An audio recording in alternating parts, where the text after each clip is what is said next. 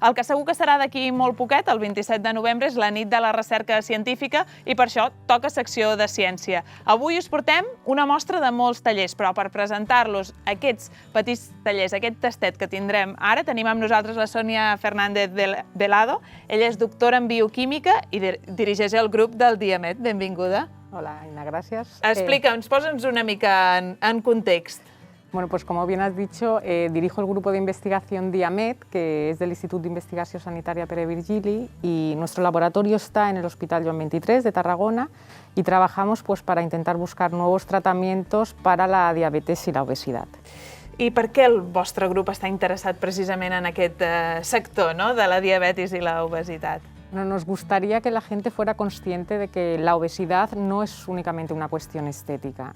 Cuando nuestro cuerpo almacena más grasa de la que realmente necesita, hace que seamos más propensos a desarrollar otras enfermedades, como las relacionadas con el corazón, como cáncer y sobre todo diabetes, que es cuando los niveles de azúcar en sangre están más elevados de manera crónica.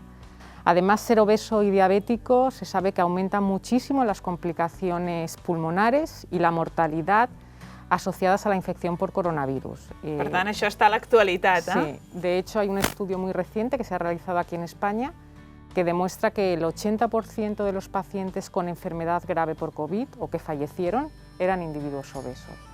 Per tant, és una problemàtica greu. Sí, además es que se sabe que ser obeso y envejecer pues son procesos como que comparten muchas similitudes, porque parece ser que hay una alteración del sistema inmunológico, que es el sistema que tenemos propio para intentar defendernos frente a infecciones, y esta es la causa por la cual se cree que es por eso que los ancianos, los obesos y los diabéticos son los más propensos o la población más sensible a la infección por coronavirus.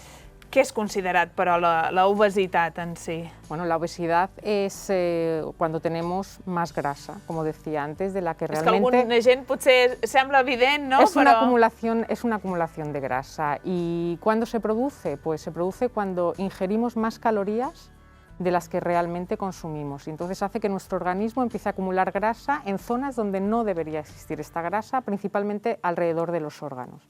Y esto hace que órganos como los pulmones, los riñones, el hígado, el páncreas dejen de funcionar correctamente. Por eso es muy importante que sigamos pues, una dieta equilibrada y que hagamos ejercicio físico.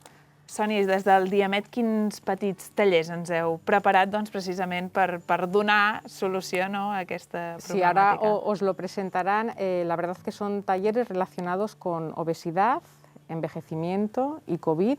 Al igual que la COVID-19, la obesidad es considerada hoy en día una pandemia. Según la Organización Mundial de la Salud, alrededor del 40% de la población mundial tiene sobrepeso o es obesa.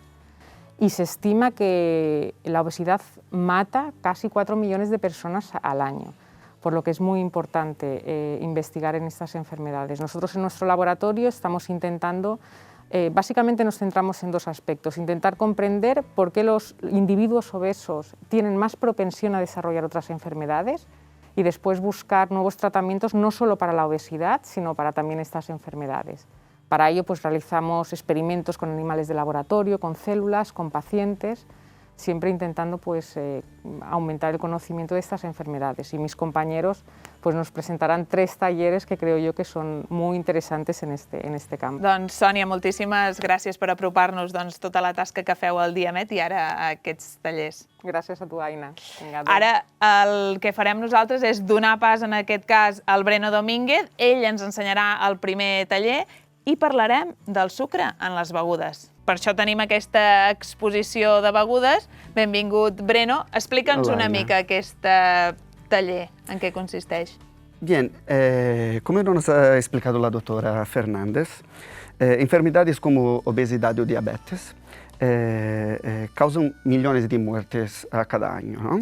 Sabemos que existe un componente genético en estas enfermedades, pero sabemos también que los factores de riesgo principales son la mala alimentación y un estilo de vida sedentario.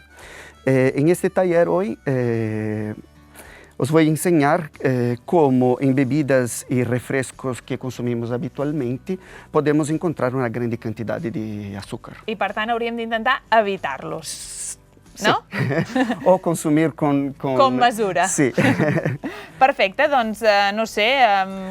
Pues si cogemos este refresco de naranja, ¿no? Te puedo decir que aquí tenemos 40 gramos de azúcar. Pero muchas ¿Son veces... molt o no? Son molto, es mucho. Pero claro, muchas veces no tenemos una medida exacta de cuánto es. Pero si convertimos esta cantidad de azúcar en sobres como lo que usamos para el café, vamos a ver que aquí dentro tenemos 1, 2, 3, 4, 5 y 6 sobres de azúcar. No ens ho posaríem mai a un cafè, això. Exactamente. Y mismo una bebida como una tónica que no es sembla amarga. dolça. Pero tenemos también allí 1, 2, 3, 4, 5, 6 y 7 sobres de azúcar. ¿No? Esto, la Organización Mundial de Salud nos recomienda un máximo de 25 gramos al día y aquí ya estamos superando con una sola bebida. Només amb una beguda refrescant ja estem superant el doble pràcticament d'aquest sucre. Moltes gràcies, Breno. Ara el que farem és presentar el següent taller. Gràcies per aquesta exposició. Donem pas al següent company. En aquest cas tindrem la Teresa. Ella ens parlarà de les diferències per dintre d'una persona amb obesitat i d'una persona sense.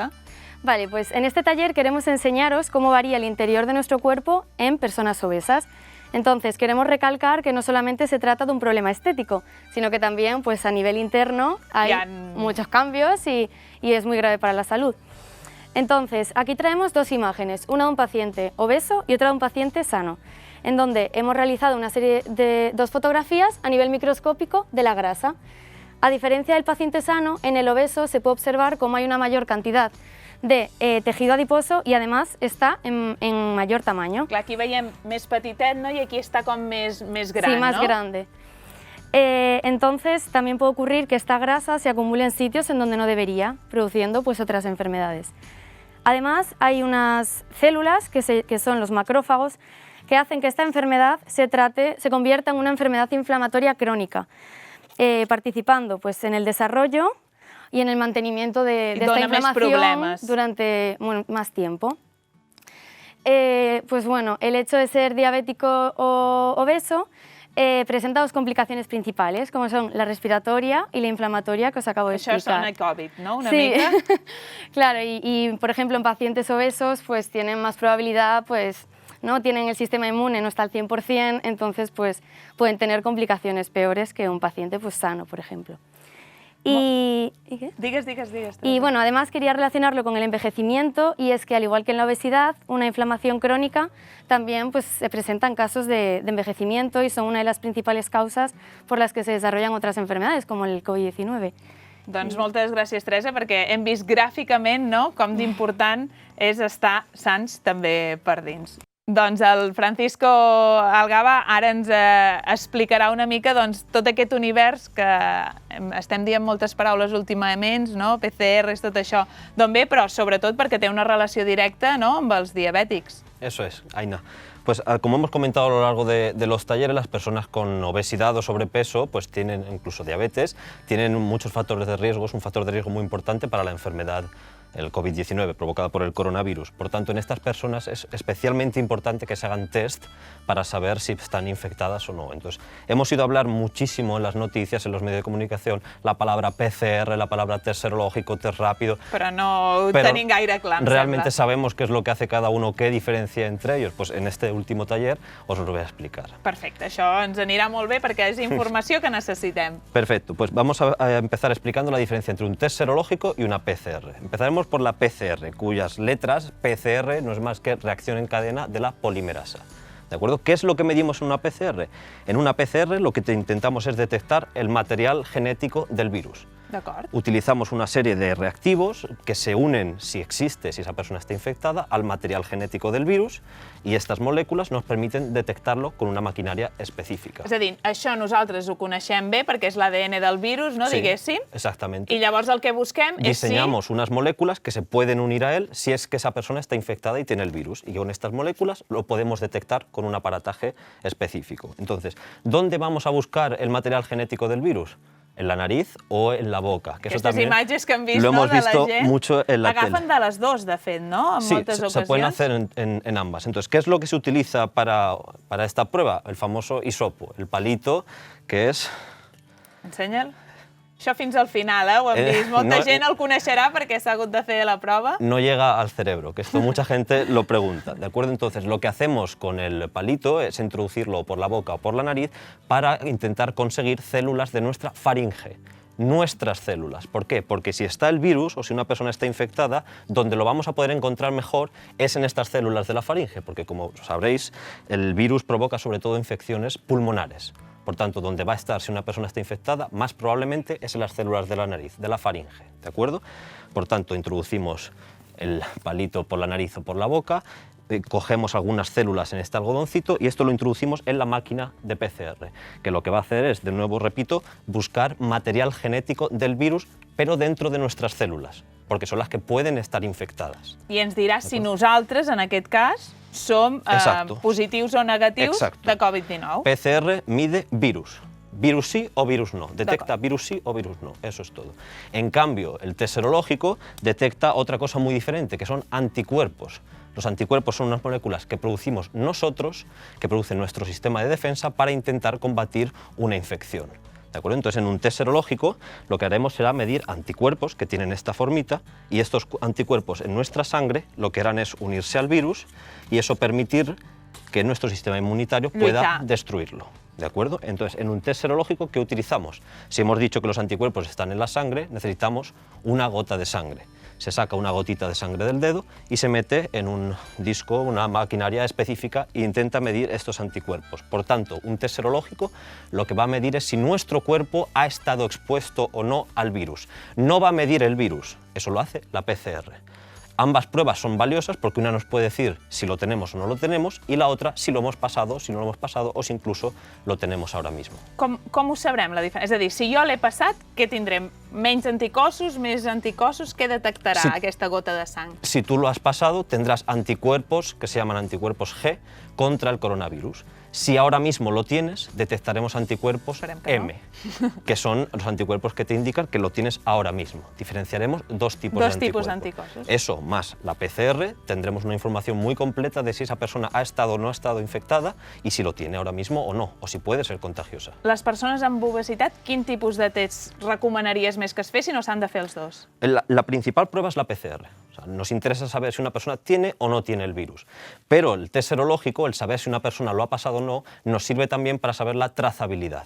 Si esta persona ha estado en contacto con alguien, si tiene anticuerpos de memoria, anticuerpos G, y no ha tenido síntomas, podemos ver si ha estado en contacto con alguna persona positiva que sí ha tenido síntomas. Es decir, nos da mucha información de el entorno en el que ha estado esa posible persona positiva. Però la principal prova és la PCR, que nos va a decir virus sí o virus no. En tenim una que ha sortit fa poc i que se'n parla bastant, que és aquest test ràpid. Té alguna cosa a veure? Sí, buena pregunta, Ina. El test rápido va a medir lo mismo que la PCR, virus sí o virus no, pero utilizando la metodología, los aparatos, las técnicas químicas que utiliza el test de serológico, que es mucho más rápido. Por tanto, tendremos información de virus sí o virus no de manera mucho más rápida que la PCR. Doncs moltíssimes gràcies, Francisco, perquè hem fet un dibuix realment interessant de tot això.